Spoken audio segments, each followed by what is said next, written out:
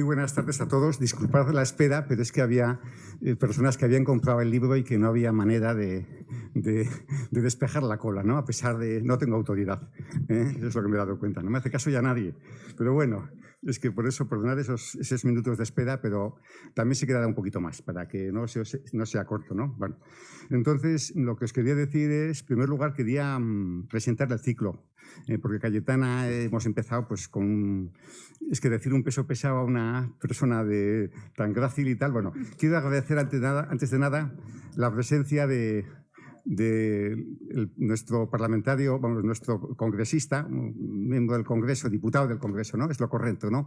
Aranero y una compañera suya que ahora no sabría decirme el nombre.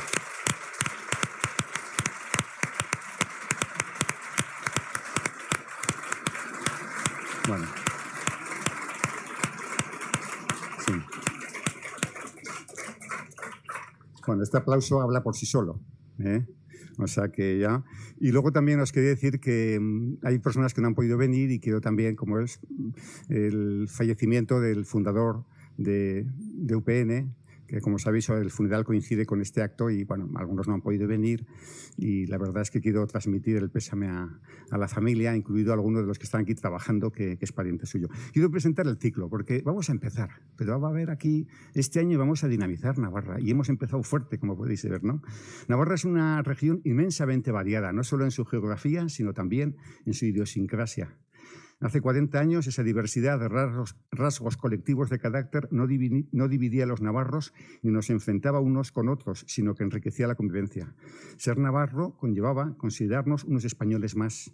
Desgraciadamente, la armonía entre los navarros se fue crispando a medida que el nacionalismo excluyente se fue imponiendo. De nuevo, el sentimentalismo nacionalista sedujo y venció a la razón de muchas personas no advertidas, fracturando la sociedad en facciones enfrentadas.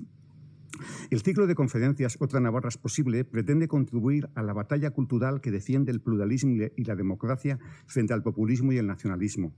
La libertad está más en peligro cuando nos la secuestran de un modo seductor sin que apenas nos demos cuenta.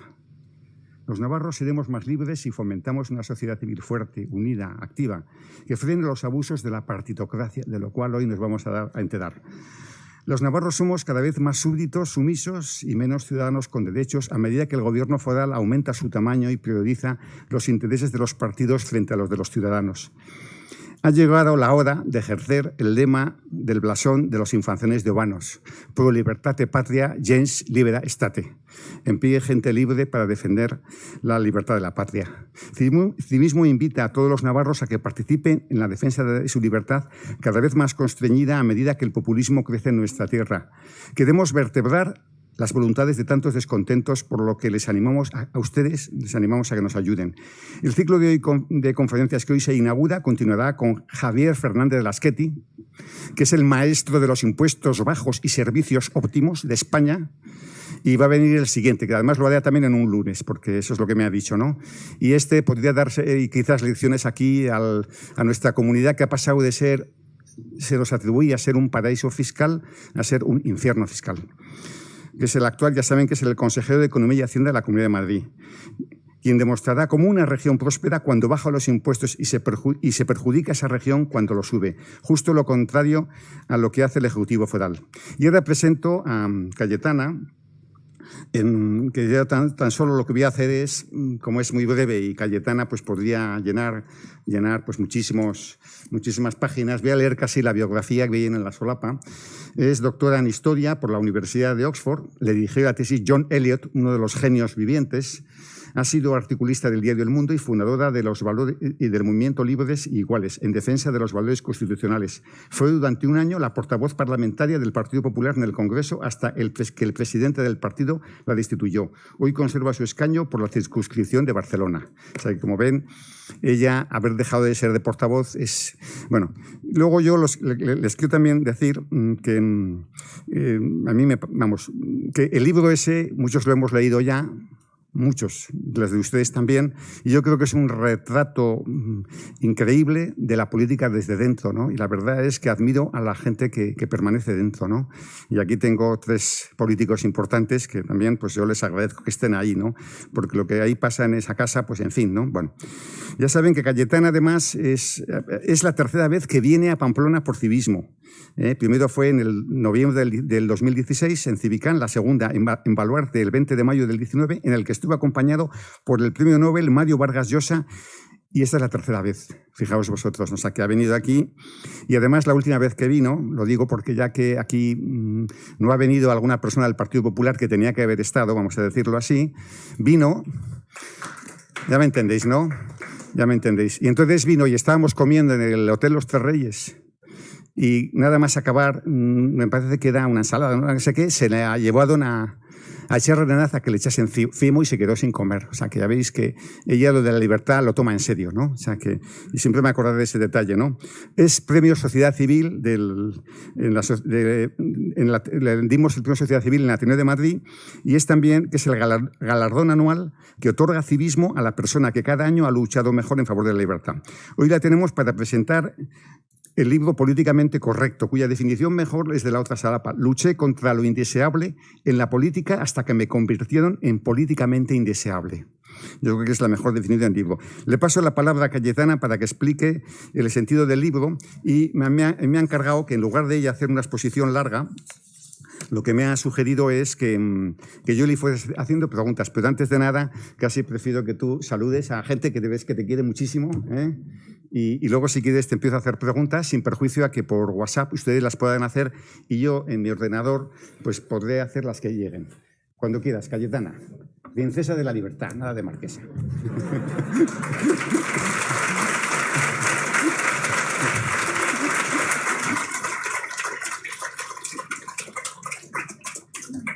Las hipérboles de Julio, pues qué suerte que tengo de que me las dediques. No, ante todo, muchísimas gracias, Julio y Civismo por organizar este acto, que es verdad, cada vez que vengo a Pamplona es, en fin, una fiesta y una alegría, son siempre salas llenas, y esto es Julio, y esto es Civismo, y esto es esta capacidad de movilización, de convocatoria que tiene, nacida de su compromiso, su espíritu cívico y su defensa ultranza de los valores de la libertad y de Navarra y de España, ¿no? Y, en fin, que me invites a estos actos, de verdad que es un honor, es un privilegio, y te estoy muy, muy agradecida. En segundo lugar, nada, esto de Txarri Aranaz, es que yo voy con mucho placer a Txarri Aranaz. Es decir, siempre he dicho, ¿no? Tenemos que ir a todos los pueblos, incluso los más difíciles, allí donde más cuesta arriba se hace, donde más importante es dar la batalla de las ideas, de esto que defendemos, y por tanto voy, eso no diría con alegría, porque eso casi va a molestar, pero voy con muchas ganas siempre, ¿no? Y seguiré yendo, de hecho. Y en tercer lugar, muy brevemente, pues evidentemente extender mi pésame a toda la familia de UPN por la muerte de Javier Gómara, y en fin, que lo siento profundamente, y dar las gracias también a los parlamentarios de UPN que están aquí presentes, y de manera muy especial a Carlos García Danero. No es un secreto, porque lo he dicho muchas veces públicamente, lo que le admiro. En fin, con Carlos y con Sergio Sayas ocurre una cosa que no pasa muy a menudo hoy en día en el Congreso de los Diputados, que es que cada vez que suben a la tribuna se hace un silencio respetuoso. El Congreso, que se ha vuelto un poco en fin, no diré un circo, pero hay tardes de gloria realmente, donde no estamos a veces a la altura de lo que se espera de un parlamento democrático. Ver que todavía quedan parlamentarios que ejercen su labor con un profundo sentido de la responsabilidad, un sentido de lo que debe ser y servir, para lo que debe ser y servir un diputado, nos da esperanzas a todos. Y el caso de Carlos es ejemplo de eso. Yo siempre, cada vez que se sube a la tribuna, siempre hay un momento de respeto, de silencio, de escuchar qué va a decir y cómo lo va a decir, ¿no?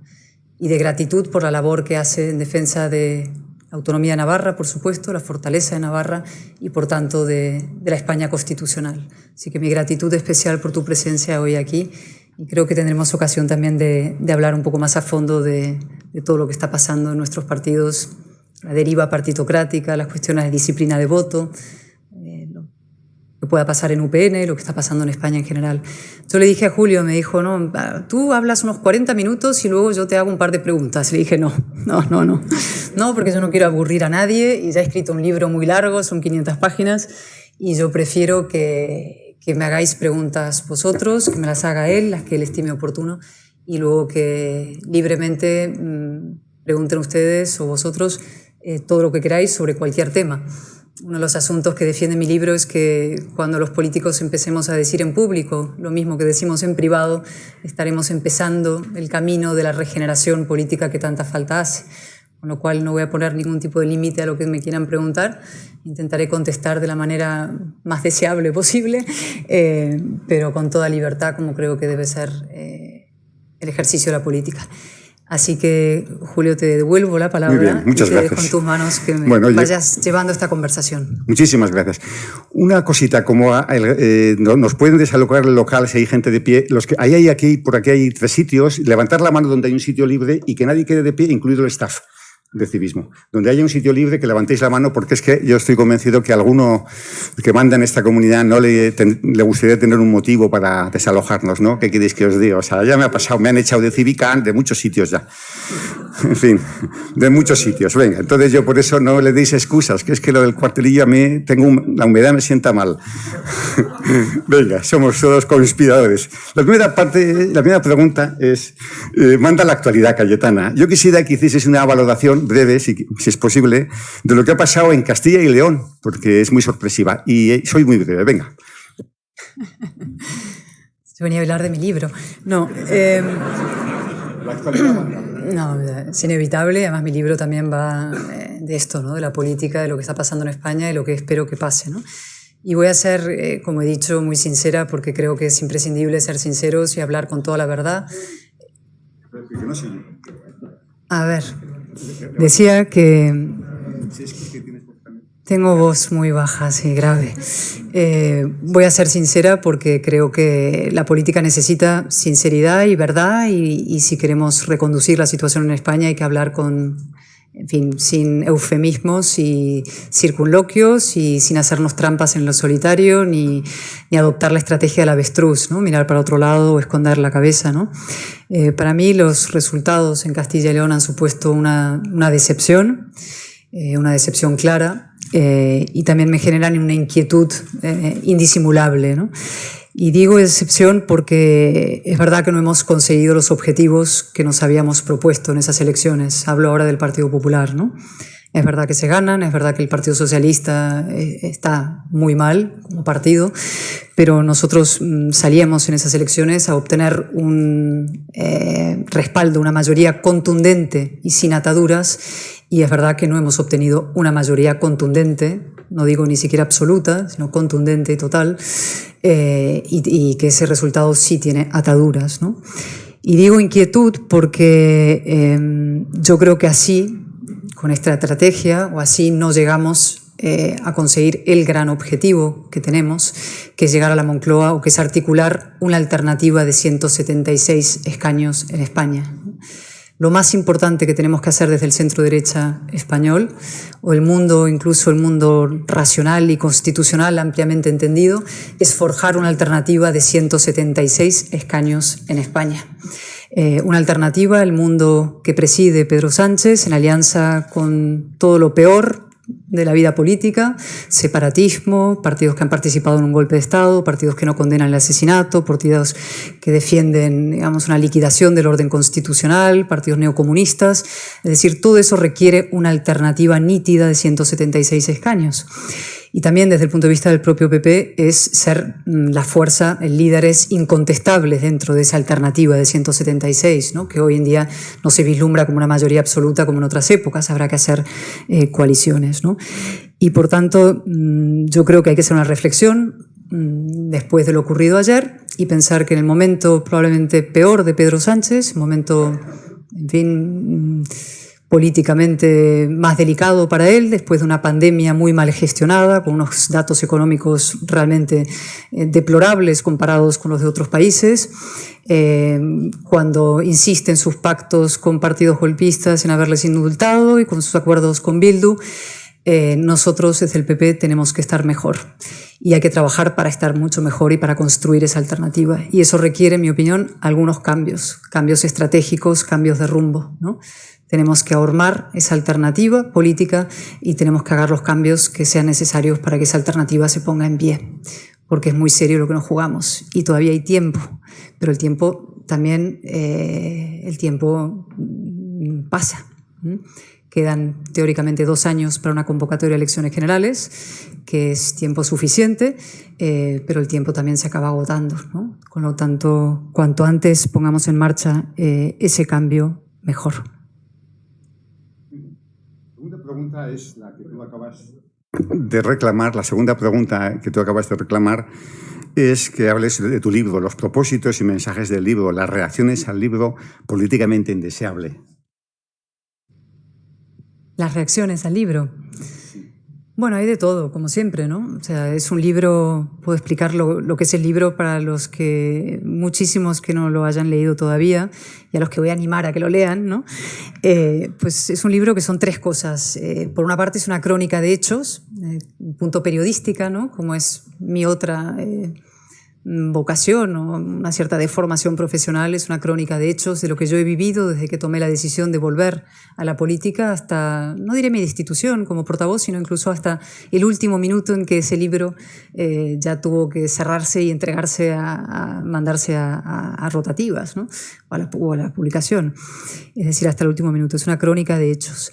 En segundo lugar, es un ensayo escrito por una militante de la democracia, ¿no? Yo soy una militante del orden constitucional, aparte evidentemente de una militante del PP, pero soy una militante de las ideas de la Ilustración y del orden constitucional español, que creo que es lo mejor que hemos hecho los españoles en una larga y difícil historia en común. Y luego, en tercer lugar, lo que más me ha gustado escribir son los retazos de memoria familiar, ¿no? Tiene algún punto de memoria familiar quizás más inesperado dentro de esta crónica política, pero que a mí me ha gustado mucho, ¿no? Y llega a 4 conclusiones el libro, ¿no? Por resumir. En primer lugar, que no hay nada más importante que la política. Yo sé que la política está radicalmente desprestigiada y los que estamos en política lo sufrimos a diario, la desafección que tienen los ciudadanos con nuestro oficio, pero no hay nada más importante. A veces para mal, es verdad que la política, cuando está carcomida por el cinismo, por la mentira, por el tacticismo, por todos estos males que describe el libro, ¿no? Por la equidistancia, el apaciguamiento o la empatía malentendida, todos estos males de la política, puede ser una actividad que causa gran destrucción, ¿no? Y se ha visto, los populismos es al final la antipolítica, ¿no? Pero por otra parte, la política, cuando está bien ejercida y cuando está bien entendida desde la búsqueda de la verdad, el compromiso con los principios y las ideas, el sentido de la responsabilidad, el compromiso cívico, es lo más importante y lo más noble que hay. Y esa política es posible. Existe otra política deseable que es posible, y aquí, como he dicho, Carlos es un muy buen ejemplo de la política deseable, y lo único que necesita, creo, la política para emprender ese camino de regeneración es lo que llamo una cura de verdad. Es decir, que la analicemos tal cual es, sin poner, ¿no?, paños calientes, que en toda su crudeza la retratemos, con sus defectos y con sus problemas, y que a partir de ese retrato, a veces crudo, de su funcionamiento y sus problemas, encaremos la solución y su regeneración, ¿no? Lo digo al final en la parte de atrás del libro, un trozo que han elegido los editores. Solo cuando los políticos digamos en público aquello que decimos en privado, solo cuando reconozcamos la degradación de nuestro oficio, solo cuando nos veamos retratados en el implacable espejo de los hechos, solo entonces podamos rescatar a la política de las sucias mandíbulas del populismo, ¿no? Y lo creo de verdad. La tercera conclusión del libro es que España no está condenada a la decadencia, ¿no? a la declinación, que es una palabra muy bonita que se utilizaba en el siglo XVI. En mi época de historiadora lo estudiaba, ¿no? Esos textos del siglo XVI y el XVII, se hablaban, los arbitristas se lamentaban de la declinación española, ¿no? De esa crisis española permanente. Lo que yo digo es que España no está condenada a sufrir otra declinación, otra decadencia como la que está empezando a sufrir a manos de este gobierno, a convertirse en un país menguante, marginal, mendicante, ¿no? Y que hay una actitud de optimismo combativo que es necesario para poner en pie una nueva etapa en España a partir del fortalecimiento del orden constitucional, ¿no? Y la última conclusión, que es la más importante quizá, es que para que eso ocurra, para que la España constitucional tenga continuidad y fortaleza, hace falta dar eso que se llama la batalla cultural, es decir, la batalla de las ideas, ¿no? Muchas veces desde el centro derecha creemos que los gobiernos de izquierdas caen como fruto maduro, ¿no? Que acaban, digamos, desplomándose por su propia incompetencia o incapacidad. Y también creemos que los ciudadanos, pues, al final van a tener que recluir al voto útil y te acaban votando a ti porque eres la única alternativa que está ahí. Y yo no estoy de acuerdo con ninguna de las dos cosas. Yo creo que los gobiernos no caen como fruta madura y creo que no hay un voto útil ni un votante cautivo, sino que a los votantes hay que convencerles y ganarles. Y que para eso es esencial hoy en día una batalla cultural. Y esa batalla cultural consiste en el caso de España, en dar una muy dura contienda ideológica, política y moral a esa alianza identitaria que representan Sánchez y sus aliados. Son los reaccionarios, los nuevos reaccionarios, que se hacen llamar progresistas, pero lo que buscan es una involución de España a tiempos oscuros, ¿no? Hay elementos de guerra civilismo lamentables en su ecuación, hay elementos de identitarismo, de xenofobia, de ruptura frente al reformismo que supuso la transición, y a todo eso tenemos que contraponer una alternativa muy, muy nítida y muy clara. Y eso es lo que defiende este libro.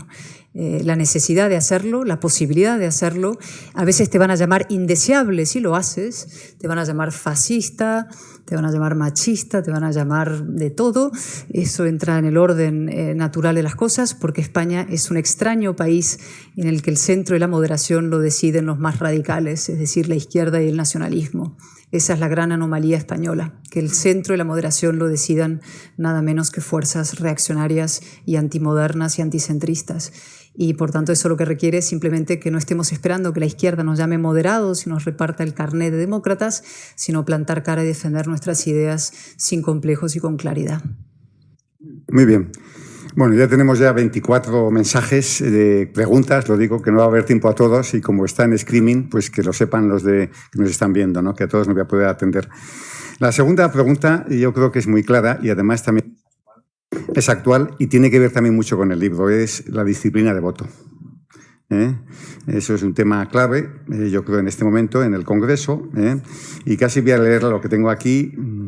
En primer lugar, que expliques tu voto contra el reparto del Tribunal Constitucional y segunda, el voto de Sergio Sayas y Carlos García Danero, aquí presente, contra la reforma laboral.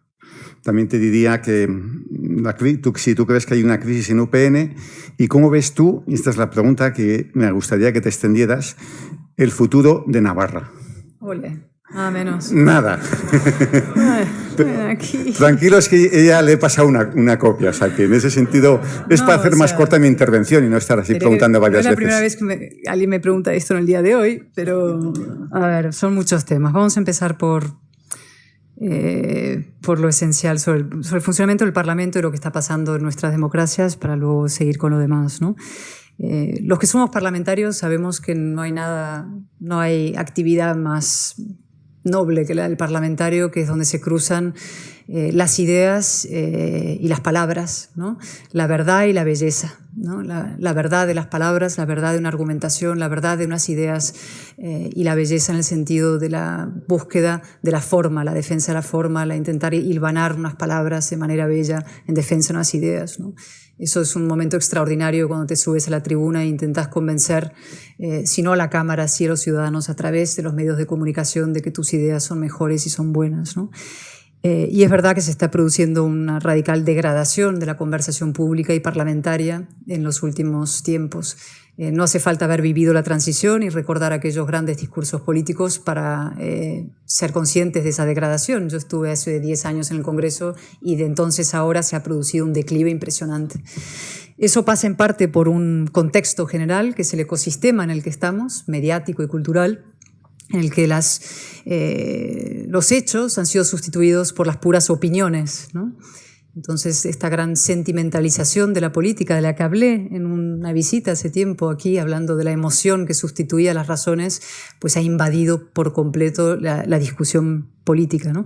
Y entonces acabas desparramándote por un barranco sentimental en la tribuna, donde cada parlamentario dice cómo se siente o echa en cara al otro desde su pura, en fin, enfoque particular de las cosas y no busca convencer a través de los argumentos, ¿no? Se impone la vulgaridad, los zascas, el toma y daca, las respuestas, o sea, se habla para los propios guetos, no se habla para intentar convencer en una conversación pública, y eso está pasando en general, ¿no?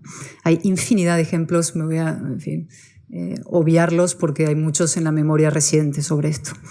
Esto está pasando en general. En el caso español se añaden dos otros problemas. Uno es una gravísima deriva cesarista.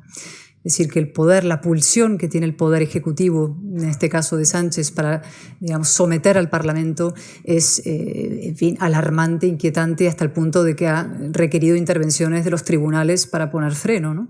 Yo fui portavoz parlamentaria cuando el gobierno intentó cerrar el Congreso, Carlos lo recuerda, dimos una batalla tremenda en la Junta de Portavoces, en soledad absoluta, con esos pasillos vacíos, con la gente con miedo, para exigir la apertura del Parlamento, ¿no? El Congreso no se cierra ni en tiempos de guerra, decíamos, porque la natural búsqueda del poder, de acumular poder y someter al Parlamento con este gobierno es inquietante y alarmante, ¿no?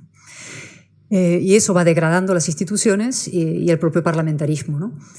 Por ejemplo, decretos leyes, se han aprobado más decretos leyes en los últimos años que, en fin, lo imaginable, mucho más que leyes, una cosa impresionante, ¿no? Los administrativistas se cogen las manos a la cabeza de lo que está sucediendo. En tercer lugar, y aquí vamos a lo que me preguntaba más concretamente Julio, es el tema de la disciplina de voto, ¿no? O la partitocracia. En la transición se creó un sistema de partidos fuerte, se potenció la fortaleza de los partidos para dar estabilidad al sistema, y eso tenía una razón de ser, que no hubiera una sopa de letras ni una especie de, en fin, de guirigay general en el Parlamento donde nadie se pusiera de acuerdo, eso fuera una jaula de grillos y no se pudiera fortalecer el sistema.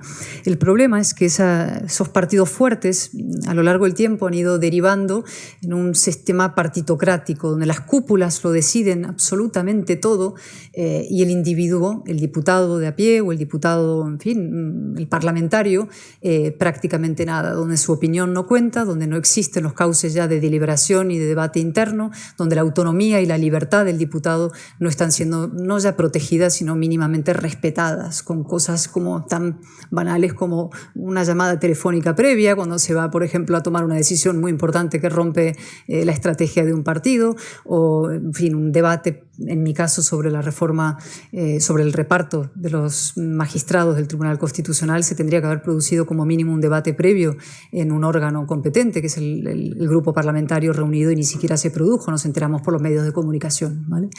Y esa deriva partitocrática va jibarizando al diputado, va convirtiéndole en un ser, pues, que no manda nada, ni decide nada, ni su opinión cuenta nada, como si los grupos fueran ejércitos de clones sin conciencia. Y no es verdad, los partidos estamos formados por personas con perfil propio, con personalidad, con sensibilidades distintas, y eso es lo bueno de un partido, que puede integrar a personas con sensibilidades muy diferentes dentro de una organización común y con objetivos comunes, pero para eso es necesario que hayan cauces de debate y de discrepancia natural y leal y constructiva, ¿no? Que es perfectamente compatible con la unidad de acción posterior. Pero, insisto, ese péndulo que empezó con partidos fuertes se ha movido hasta el punto que ya hay partidos con cúpulas muy fuertes y muy, muy débiles por debajo. ¿Y qué es lo que pasa cuando solamente importa la lealtad sumisa a la cúpula del partido? Que la mediocridad se va instalando. porque ¿quién se va a dedicar a esto si su opinión no cuenta nada, si no va a tener, en fin, un debate previo sobre sus asuntos, sobre su personalidad, sobre lo que opine de este asunto, no va a contar absolutamente nada? Cuando solamente... Oye, pone nombres propios, que igual tiene más... No hace falta. Sí, esto está muy claro, ¿no? Entonces, esa partitocracia hace que se debiliten los partidos políticos y sean cada vez más representativos. Y aquí voy a hacer una reflexión que me parece crucial. Cuando un parlamentario no tiene ningún margen de libertad a la hora de opinar o de votar, sobre todo ni siquiera de opinar previamente, tampoco tiene responsabilidad sobre el voto. Es decir, se vuelve perfectamente irresponsable. La responsabilidad es del señor que está en el despacho del jefe, que es el que decide lo que votan los 150 o los 30 o los 80 que forman el grupo, ¿no? Con lo cual, ese diputado a pie, que es un perfecto irresponsable, porque él no ha decidido nada, también se vuelve perfectamente prescindible. Daría igual que fuera María, que fuera Juan, que fuera Pedro, porque quien decide es arriba.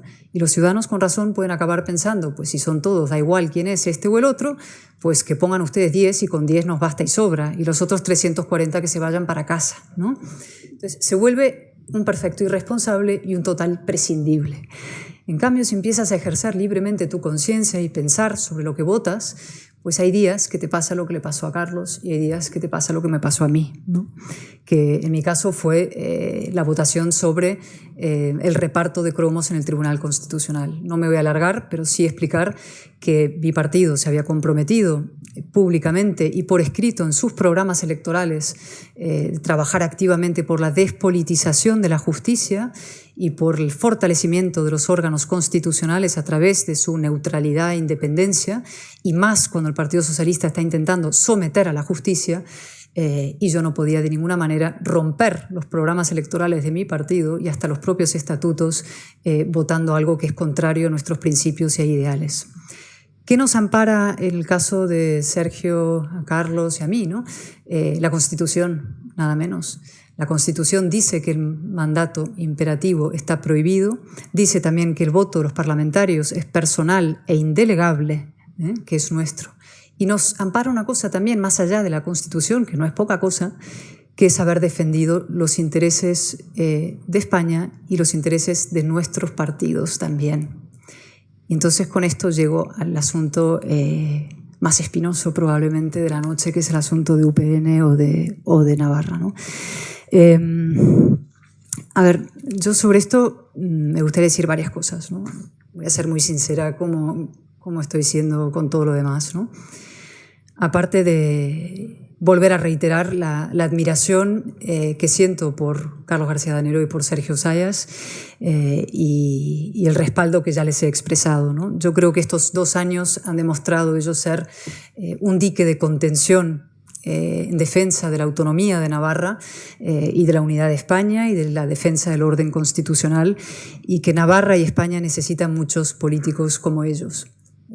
Políticos con una fortaleza, el carácter, como es Díaz Ayuso en Madrid, que defiende la libertad, que defiende el orden constitucional, que se enfrentan a eso tan difícil que es el hastío de unos, la resignación de otros y los ataques de la mayoría, ¿no?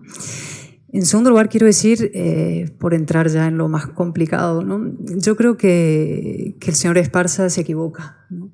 Y que rompe algo incluso más grave que la disciplina de voto, que es el compromiso político y moral de UPN frente a esa alianza que el Partido Socialista mantiene con Bildu y demás socios, ¿no? Existe un frente en España formado por Sánchez con grupos de la ruptura, con partidos políticos que buscan la destrucción del orden constitucional, y contiene esa alianza un elemento nuevo e inaceptable desde todo punto de vista, que es Bildu. Bildu no es un partido homologable a los demás, por más que se disfrace de la nueva izquierda ecologista y feminista. Es un partido que no condena el tiro en la nuca, el asesinato, que no reniega de esa historia, sino al contrario, que coloca a gente que estuvo en ETA en sus estructuras. Y eso es una línea roja. A mí me dicen estos días, no, es que en otra época también en Navarra el PSOE, UPN gobernaban juntos, sí, pero este no es el mismo PSOE de entonces.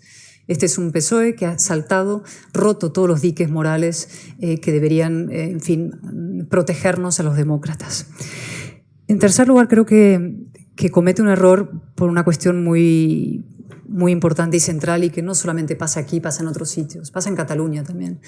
Que es que la decisión de Esparza, que yo creo que responde a un cambio de estrategia dentro de UPN, ¿no?, de acercamiento al PSN, al Partido Socialista Navarro, acaba, como siempre, otorgando al Partido Socialista la centralidad política, regalándole la legitimidad y blanqueando sus acciones de estos últimos años y sus acuerdos, por tanto, con el mundo de Podemos y de Bildu, ¿no?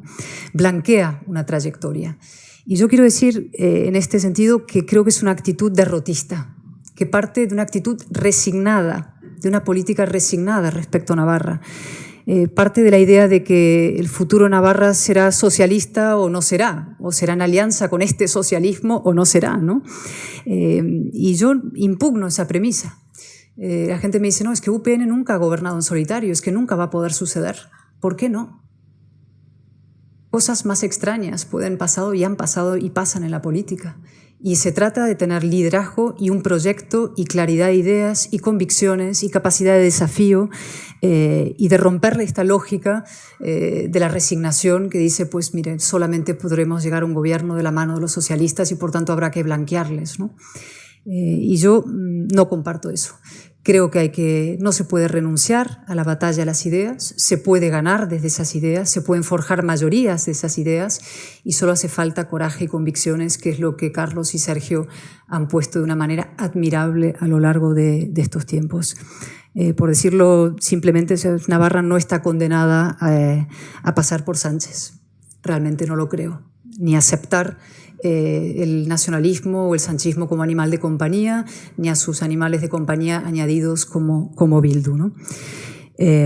Por tanto, desde el optimismo, desde la convicción profunda de lo que se puede hacer desde UPN para forjar mayorías, una barra suma, por añadir lo que yo creo es la reagrupación de un espacio constitucionalista necesario, creo que hay que tener más confianza en nosotros mismos y en nuestra propia capacidad para ganarle a la izquierda y al nacionalismo. Muy bien, yo...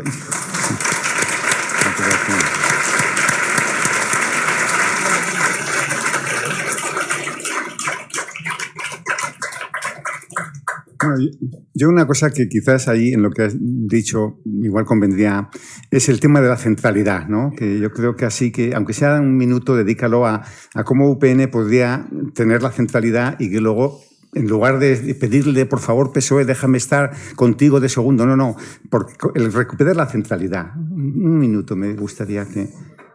Porque es que, si no ha quedado claro... Claro, es que...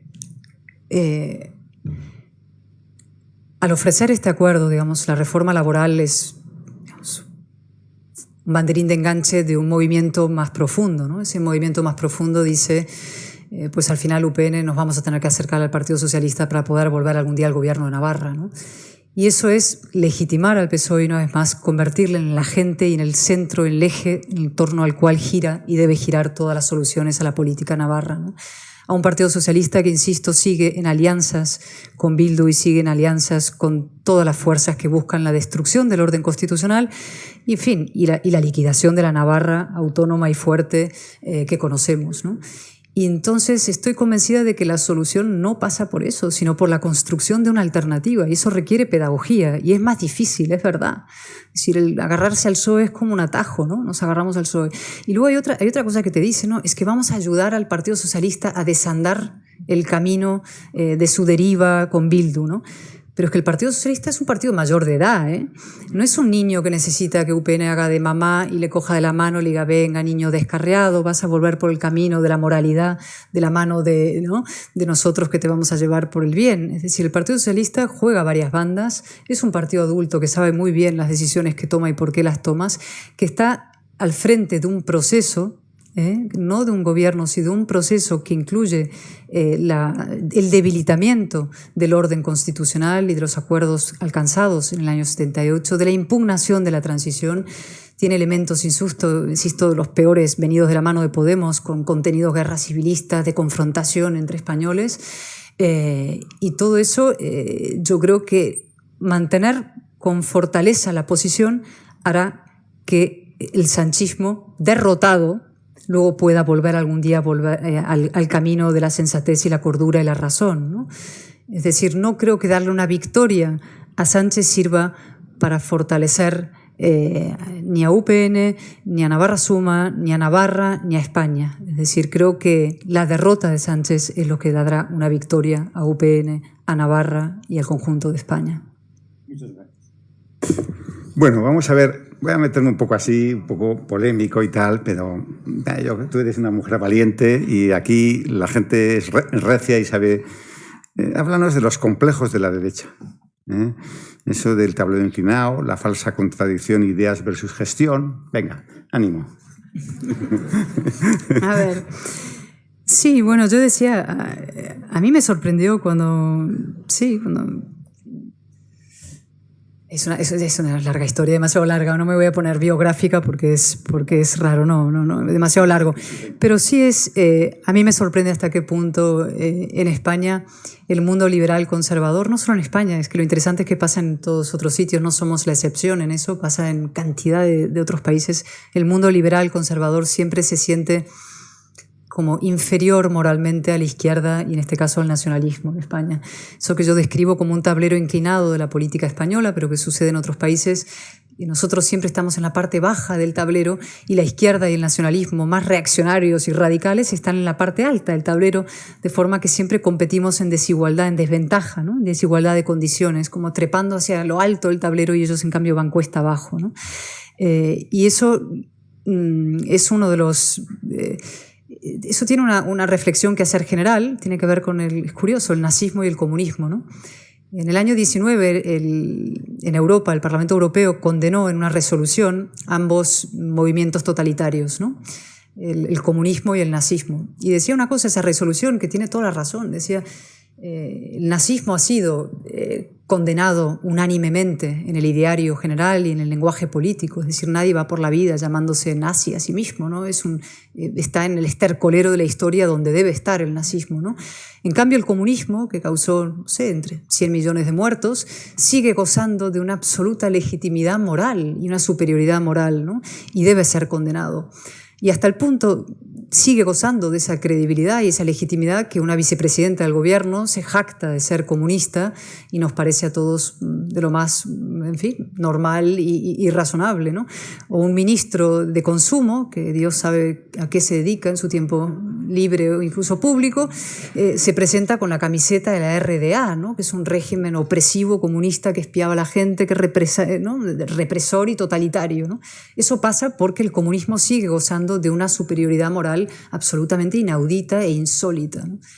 Eso en el caso español se une a nuestra propia historia y a las resacas morales del franquismo, ¿no? Seguimos bajo la égida de que pues, la derecha tiene que pedir perdón por existir, aunque sea una derecha democrática, una derecha que no tiene ninguna vinculación con el franquismo ni ningunos perdones que pedir, ¿no?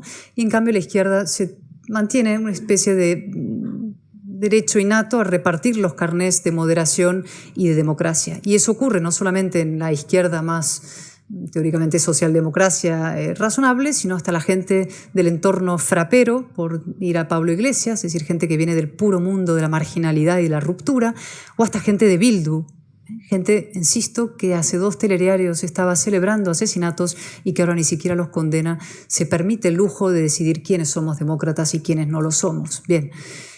Y lo inaudito, lo insólito y lo rarísimo es que mucha gente en el espacio de centro-derecha acepta sumisa ese estado de cosas, ¿no? Y lo que tenemos que hacer es decir, no, vamos a nivelar el tablero y vamos a dar la batalla cultural para que el tablero esté exactamente como mínimo en igualdad de condiciones y en algunos muchos casos seremos nosotros los que podemos repartir los carnets de demócratas, en el caso de Bildu, desde luego, porque no son homologables. Eso es la batalla cultural, nivelar el tablero.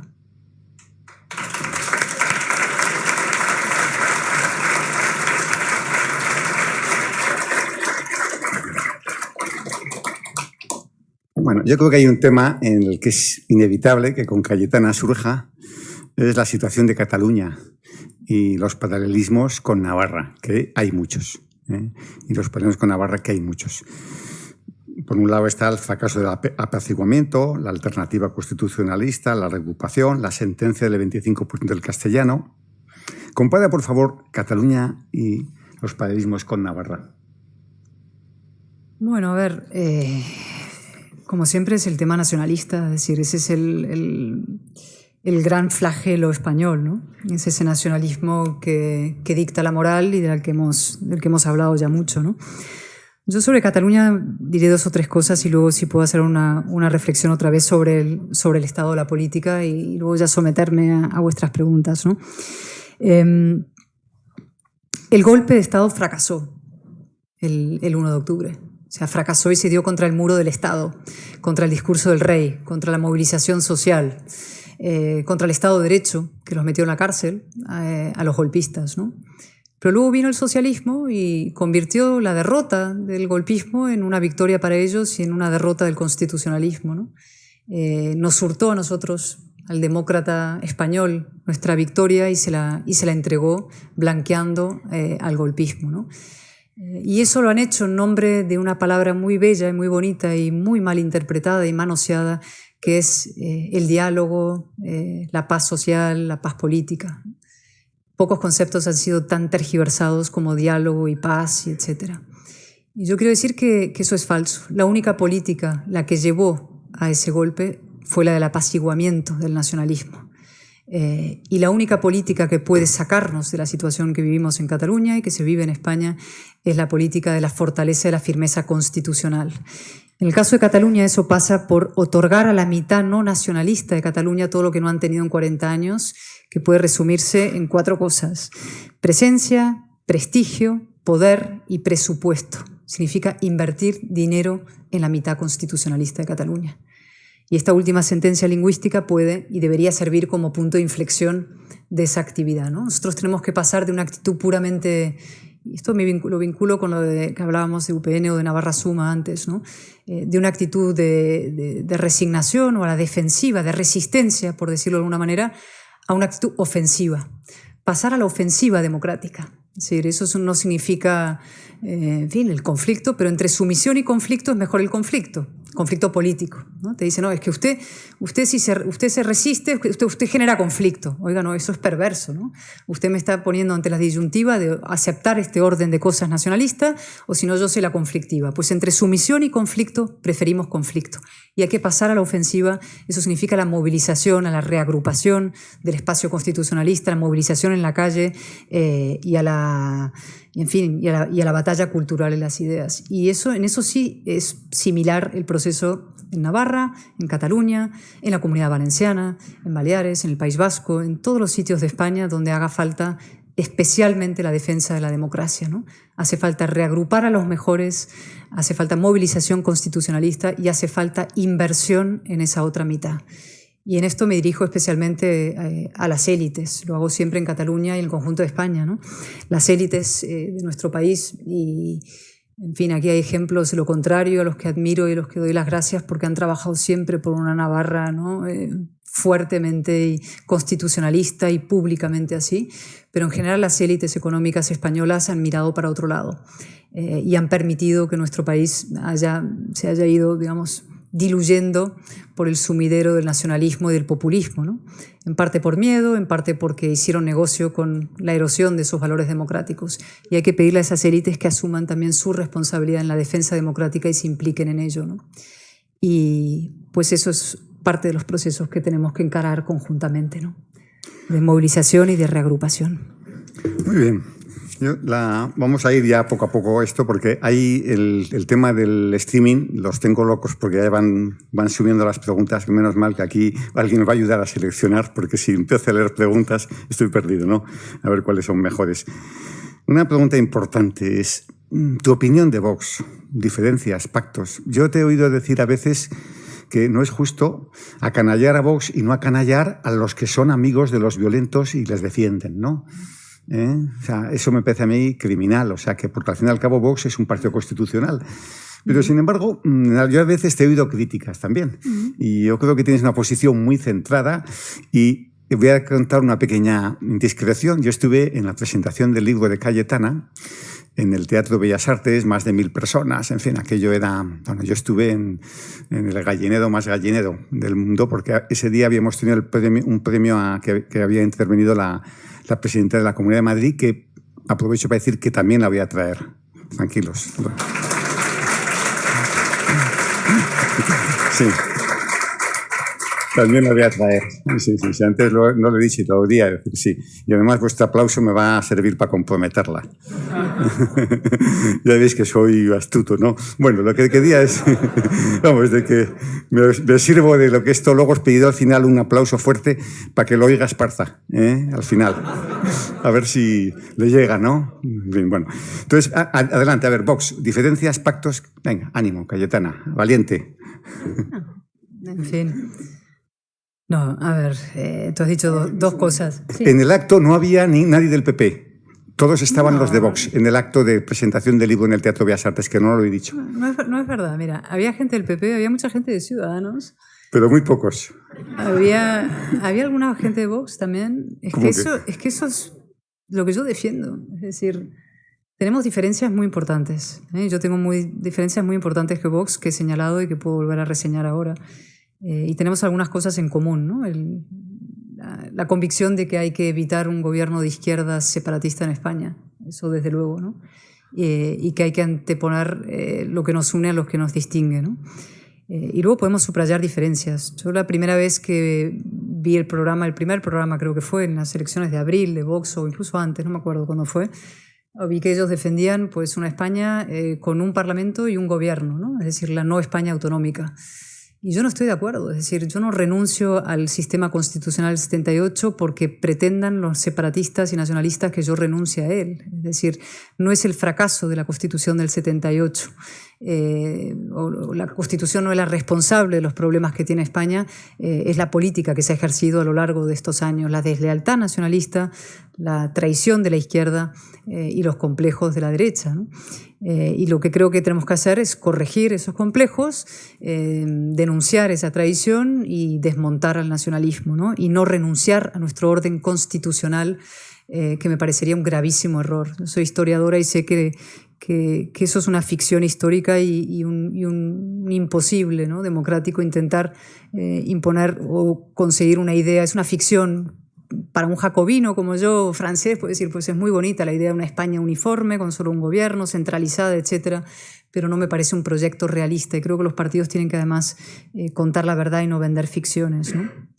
Y siempre lo digo, yo creo que no hay una respuesta identitaria a la amenaza identitaria a España, ¿no?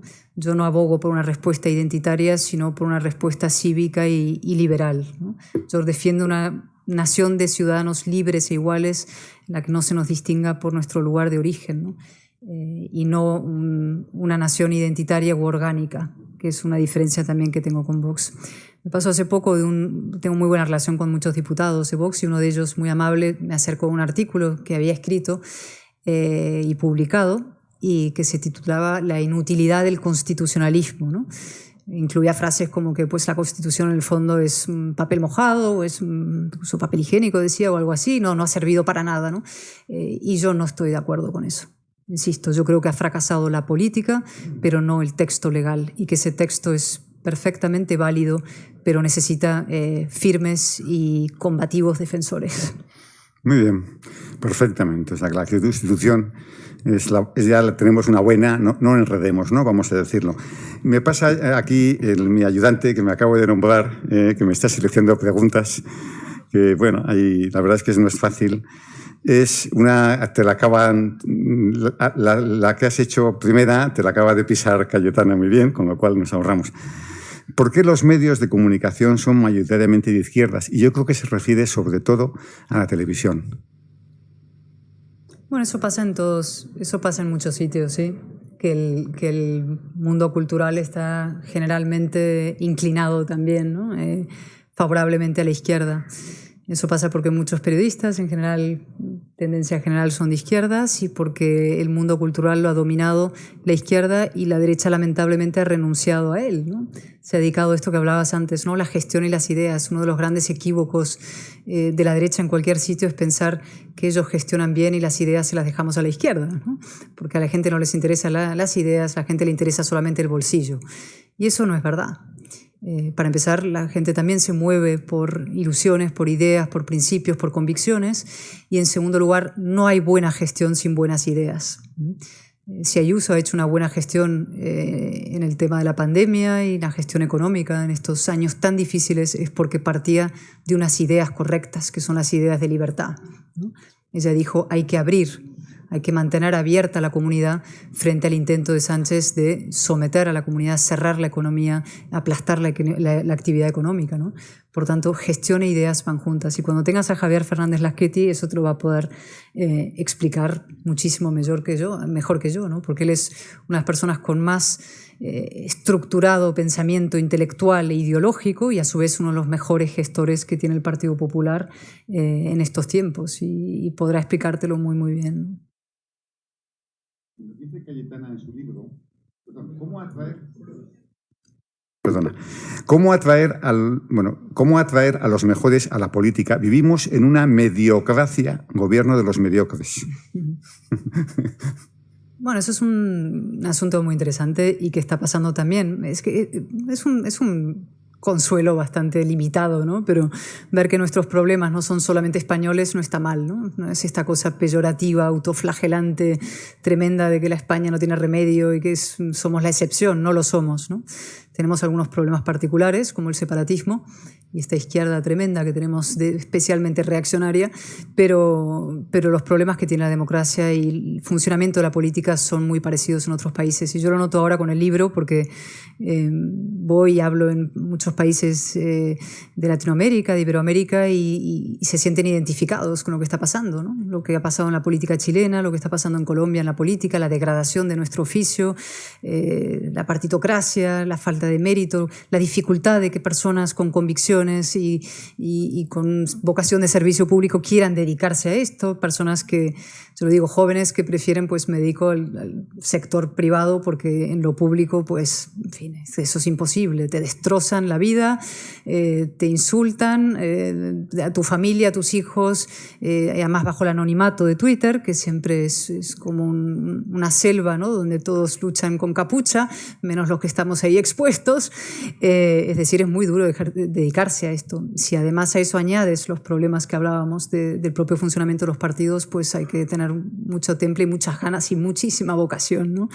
Pero lo que tenemos que hacer es cambiar eso y que la política no se convierta en una actividad como de funcionariado, ¿no? de gente que vive de los partidos para en fin, sobrevivir y que por tanto harán siempre lo que la cúpula dictamine, porque si no van a repetir en las listas, ¿no? Tenemos que conseguir que en la política vengan lo mejor de la sociedad. Y para eso hay que poner las condiciones en el ecosistema para que lo mejor de la sociedad pueda dedicarse otra vez a esto. La política es demasiado importante como para dejarla en manos de los peores. En serio, lo digo muy, muy, muy seriamente. No es manos de demagogos o de mentirosos o de cínicos, ¿no? Y eso no puede ser. O sea, nos afecta, no hay nada más importante que la política. Ya sé que decir esto molesta, porque, en fin, el pim pam pum es normal, pero no hay nada más importante, para mal, pero también para bien. Muy bien, alguien del público de aquí, que es que me están entrando por varios sitios, dice si la mediocridad en política se podría resolver con listas abiertas. ¿Por qué ese miedo a las listas abiertas? Me lo está haciendo alguien del público, de la segunda fila, para ser exacto. Venga. ¿Por qué me niego yo las listas abiertas? Sí, porque si con listas abiertas desaparecería la mediocridad política. Bueno, eso es una de las posibilidades, desde luego. Las listas abiertas ayudarían a que, pues, al final tienes el juicio permanente de tu constituency, ¿no? A la británica, Lo cual no quiere decir que en el Reino Unido no haya mediocridad, ojo. Mirad lo que hay por ahí, fiestas en Downing Street. Es decir, esto es un fenómeno general. Y fijaros, los parlamentarios del grupo de Johnson también están encontrando serias dificultades para denunciar públicamente lo que hizo su primer ministro, ¿no? Es decir, que estos males están afectando incluso en sistemas que tienen listas abiertas, lo que quiere decir que esto es un mal muy profundo, ¿no?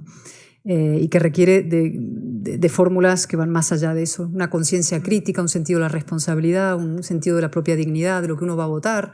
Esto que hicieron Carlos y Sergio, o sea, apretar el botón es que es un momento de gran responsabilidad y lo pasas mal en ese momento cuando tienes que romper la disciplina o las instrucciones de tu partido. Es decir, realmente lo pasas mal. Y yo lo voy a contar, lo he contado en un artículo en El Mundo, pero lo reitero aquí en casa suya, ¿no? Hay un pequeño café, una cantina del diputado, es un lugar especialmente tranquilo del Congreso, detrás del hemiciclo, ahí arriba, porque no hay periodistas. Entonces ahí vamos y te tomas un café o una cerveza, depende de la hora del día, el cansancio, y ahí estábamos y ahí pasamos varias horas durante el debate de la reforma laboral y el pleno, ¿no? Y yo me los encontré, estaban Sergio y Carlos ahí en un rincón y cari acontecidos, es decir, y atribulados. Y pasándolo mal, y yo lo sé, no cometí la vulgaridad de preguntarles lo que iban a votar porque esas cosas no se hacen. Es decir, tú dejas al parlamentario con su conciencia y en mi caso tenía una vaga intuición esperanzada intuición nada más de que iban a votar según todos los brillantes y vibrantes discursos que habían pronunciado desde esa tribuna, ¿no? Y luego lo hicieron. Yo estaba pendiente, calculé dónde estaban sentados, aquí 6 a partir del pasillo, para estar pendiente ¿sabes? De los quesos estos que se ven, ¿no? Del hemiciclo con las lucecitas, y cuando vi de pronto iluminarse en rojo sus 2 escaños, me puse de pie, no sé si la primera, pero casi, aplaudirles a ellos dos por ese gesto tan difícil de coherencia y de responsabilidad. Y la palabra responsabilidad es una palabra que no está muy de moda, ¿no? Asumir la responsabilidad en un mundo que tiende a buscar responsables ajenos y a cultivar el victimismo, que es uno de los males más profundos de nuestro tiempo. Todos somos víctimas de algo, siempre hay un culpable ajeno, ¿no? Todos son colectivos víctimas. Las mujeres somos víctimas, todos son víctimas. Los catalanes son víctimas, los nacionalistas... No, en este momento en el que la responsabilidad no se lleva, asumir en ese momento tu responsabilidad en solitario, de tu voto, de lo que tú has pensado, dicho, defendido, de lo que tu partido significa, de lo que España necesita, de lo que tu comunidad autónoma realmente reclama y requiere, no es fácil, sabiendo además las consecuencias cuáles son. Y por tanto tiene un mérito extraordinario haberlo hecho y debe ser puesto en valor. Y luego llegarán los demás atacando y embarrando y ensuciando las cosas, ¿no? Que si dijeron, que si no dijeron, todo eso. No prestéis atención a eso. Lo importante de verdad es el gesto en defensa de su conciencia, pero sobre todo del interés de Navarra.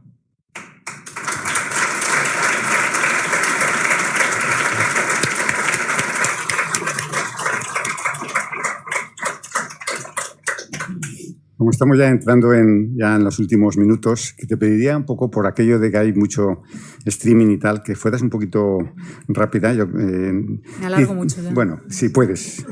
Que todos estamos a gusto, ¿no? Podemos superar la hora que estaba prevista. Bien. Dice Cayetana en su libro que Ciudadanos tenía una misión: limpiar de la corrupción y liberar la política española de sus taras. ¿Hay ahora alguna persona o partido que pueda hacer esto? Sí, por supuesto, el Partido Popular. Vale. Me buscan otros partidos, me buscan... Vale, perfecto. No es que podamos, vamos a lo serio, es que tenemos la obligación. Vale. Tenemos la obligación de reagrupar ese espacio político, de ensancharlo, fortalecerlo y de ganar las elecciones generales próximas. Vale. Y 176 escaños. Voy a decir una cosa que lo había dicho antes sobre una cosa que me parece importante. Mirad, Sánchez no gobierna para la nación, no preside la nación, preside o gobierna para una facción, digamos, para los suyos. Y la degradación institucional es tal que hasta la presidenta del Congreso, en el fondo, no preside el Congreso, sino preside a los suyos, ¿no? Y esa ruptura de un discurso o de una política para los ciudadanos españoles tiene que ser compensada por nuestra parte por un liderazgo para todos los españoles. El franquismo, sonará paradójico lo que voy a decir, pero no hizo nación, en el sentido de que gobernó a partir de su visión de las cosas o de sus dogmas para los suyos, ¿no? Una visión parcial de la nación. El pujolismo hizo lo mismo. Intentó construir una nación solamente hablándole a la mitad de Cataluña. En la transición intentaron hacer nación, intentaron fortalecer la nación, hombres y mujeres muy distintos, de sensibilidades muy diferentes, que pusieron en valor eso de España empecinada, voluntad de vivir juntos los distintos, intentaron, ¿no?, encontrar los puntos en común para todos y gobernar para todos. La izquierda de Sánchez, una vez más, rompe esto y no hace nación ni gobierna para la nación, sino para los suyos. Y lo que nosotros tenemos que hacer es poner un pie, insisto, un proyecto nacional en ese sentido. O sea, un proyecto para todos los españoles. Una pregunta muy dura, que lo dice ya el que la escribe, dice: ¿puede Pablo Casado liderar el centro derecha en España? No la tienes que contestar, pero esta es la pregunta. Pero ¿cómo no voy a contestar esa pregunta? Es que está... Bueno, ya por ser amable contigo y... No, es que debe, es que tiene una gran responsabilidad. Vale, es que, por supuesto, es que tiene que ahormar esa mayoría y hacer absolutamente todo lo que esté a su alcance para ahormar esa mayoría de 176. Y no perderse en absurdas batallas internas, en guerras internas, sino dedicarse, digamos, no dedicarse a las innobles guerras internas, sino a las nobles batallas culturales. Muy bien. Perfectamente. Yo quiero hacer una pregunta mía. Yo he visto a veces uno de tus mejores discursos, que la ministra había hablado primero, tú luego diste una respuesta muy, muy contundente y el escaño de la ministra estaba vacío. ¿Qué se siente con ese desprecio de que tú estás aguantando lo que tiene que decir, luego ella se vaya? ¿Necesitas antiácido o no para esa situación? No, fue más divertido eso, ya sé a la que te refieres. Esto fue en la época de Carmen Calvo, ¿os acordáis quién era? No somos nada en política. Estás un día, dejas de estar, eres vicepresidenta poderosa, luego dejas de existir y nadie se acuerda ni de quién eres. Qué horror. Carmen Calvo en la época era vicepresidenta del gobierno y muy importante. Y entonces yo presenté una interpelación para interpelarla sobre la mesa de diálogo que había aceptado convocar el gobierno, nada menos que con Torra y demás felices pandilla de gente que había promovido un golpe de Estado en España. Bueno, una mesa extraparlamentaria de negociación en la que se iba a hablar absolutamente de todo, incluido nada menos que el derecho de autodeterminación presunto de la presunta nación catalana, ¿no? Bien, yo presenté la interpelación y la víspera me dijeron no, es que la vicepresidenta no va a venir. Rajado, no va a estar en su escaño en el debate. Entonces me dijeron, pues desiste, déjalo y ya pues la semana siguiente. Ni loca. Entonces decidí dirigirme a su escaño vacío, para horror de mi grupo, que miraba la escena con estupor, porque yo me dirigía permanentemente a la vicepresidenta del gobierno y su escaño vacío, ¿no? Y era una manera, efectivamente, de resaltar el desprecio que suponía que no estuviera. Porque no solamente no estaba porque no le dio la gana estar, sino que no estaba porque se había ido a la mesa del diálogo en Moncloa con Torra y compañía, ¿no?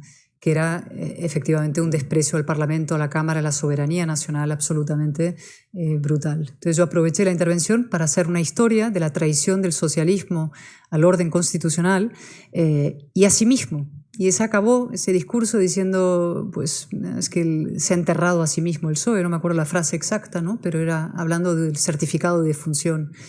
El Partido Socialista que quisiéramos que existiera no existe, amigos.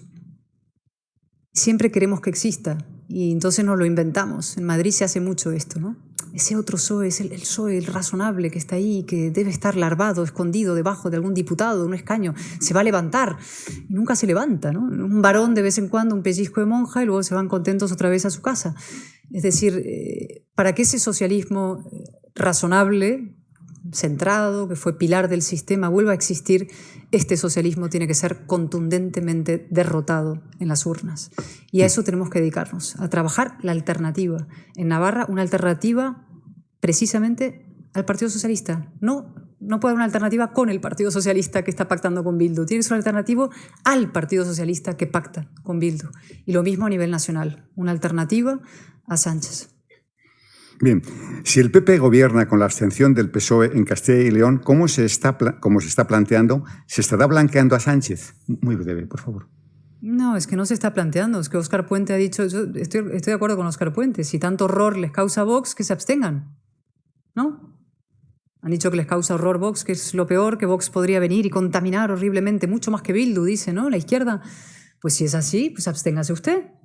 La solución ya está, ¿no? Sí. El patriotismo en Castilla y León pasa por que se abstengan los socialistas, pero no lo van a hacer. ¿Y por qué no lo van a hacer? Porque están al frente de un proceso que pasa por la demonización y la exclusión del centro derecha del tablero y seguir gobernando con las fuerzas de la ruptura. Es un proceso de ruptura. Son las fuerzas que se quedaron en la transición. La transición la hacen los franquistas y los comunistas. El socialismo vino luego, ¿no? Estaba todavía en la siesta larga de la que habló Ramón Tamames. 100 años, ¿cómo era de siesta? O no me acuerdo, de vacaciones, ¿no? 100 años de vacaciones. Y, el socialismo llegó luego y luego recogió los frutos, es verdad, de la transición, Felipe González. Pero la hacen los franquistas y los comunistas que dejan de ser franquistas y dejan de ser comunistas para hacer la transición. Es decir, se convierten en demócratas. Eso es Carrillo por un lado, eso es Adolfo Suárez por el otro, Torcuato Fernández Miranda y gente extraordinaria, ¿no? Y esos hacen la transición. Y al margen de la reforma, del reformismo, se queda lo peor, se queda la ruptura. ¿Eso qué es la ruptura?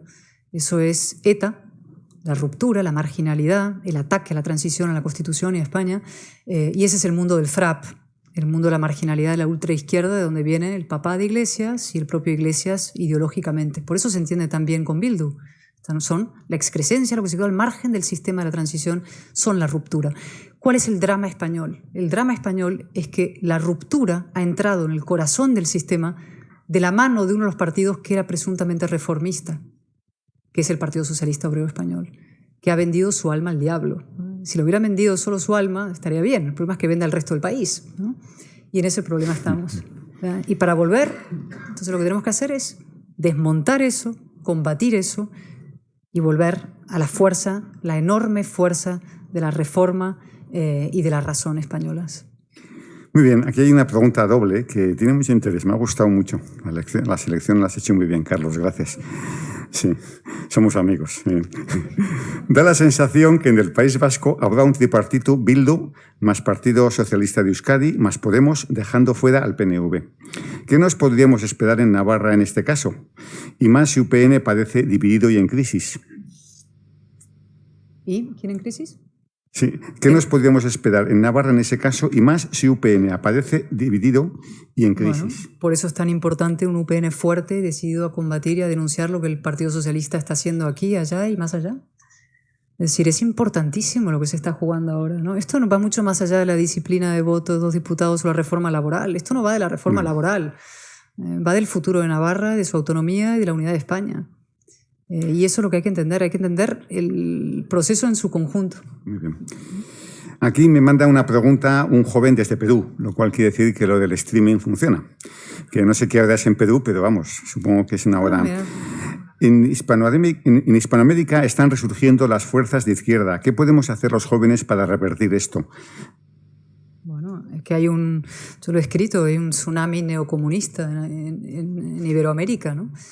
Hay las fuerzas legitimadas también de la ruptura, del neocomunismo, de la reacción, ahora disfrazadas de fuerzas identitarias, ¿no? Abrazan causas identitarias, como al obrero lo destrozó el comunismo y acabó con él, pues ahora es la mujer o el indígena, o causas varias identitarias que son sus nuevos, ¿no?, sujetos de la revolución. Y esas fuerzas están avanzando en Perú, desde luego, al que han sometido a la más dramática parálisis y caos político. Han avanzado en Chile, donde nada menos que por la debilidad de la derecha que renunció a su constitución y se la entregó a partir de movimientos violentos en la calle, ha triunfado también un movimiento de ruptura.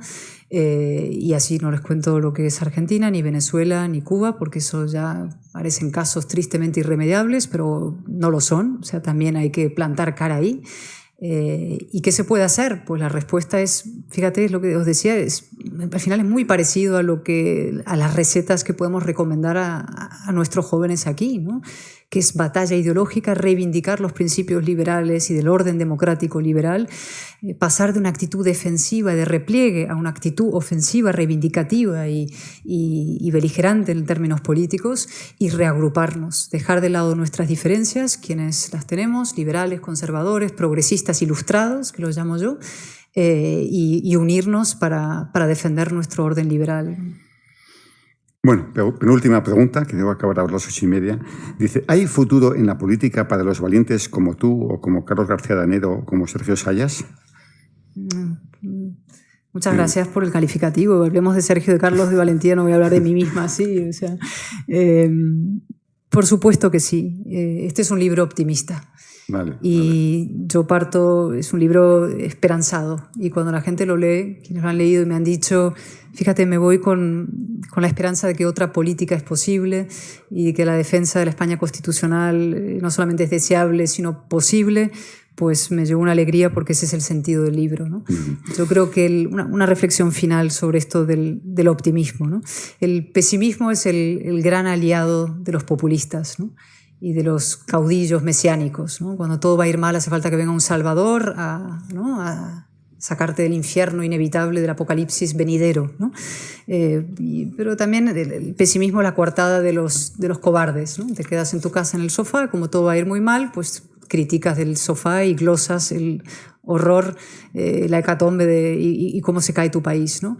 En cambio, el optimismo requiere más valentía y requiere compromiso. Es decir, cuando tú dices las cosas se pueden mejorar, entonces estás obligado a participar en esa tarea de mejora de las cosas.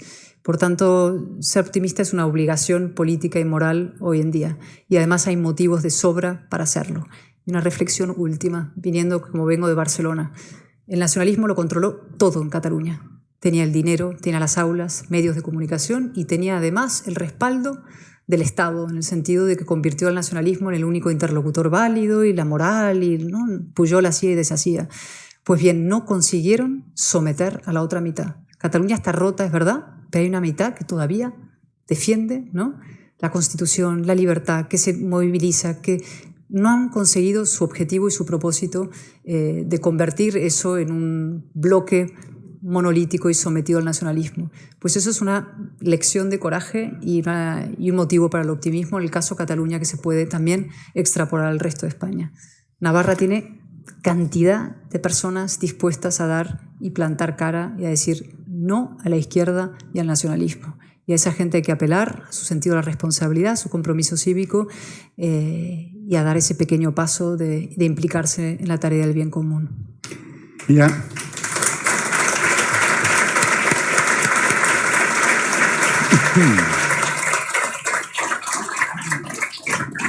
Y paso ya a la última pregunta, que ya son las 8:30 y me gusta acabar antes.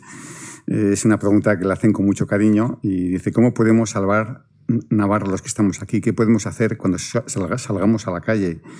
Y luego yo ahí aprovecho también para decirles, ¿no? Civismo está con ustedes.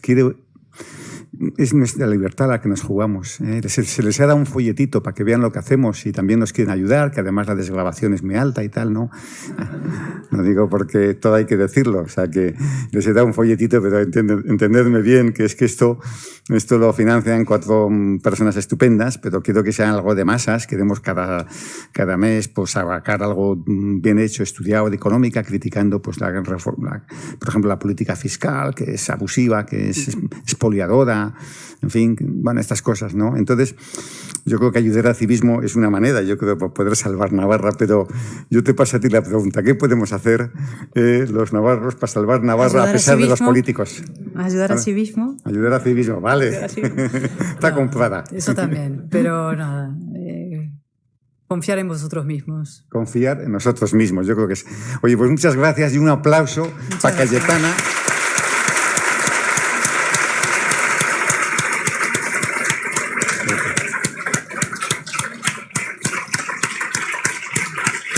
Muchas gracias.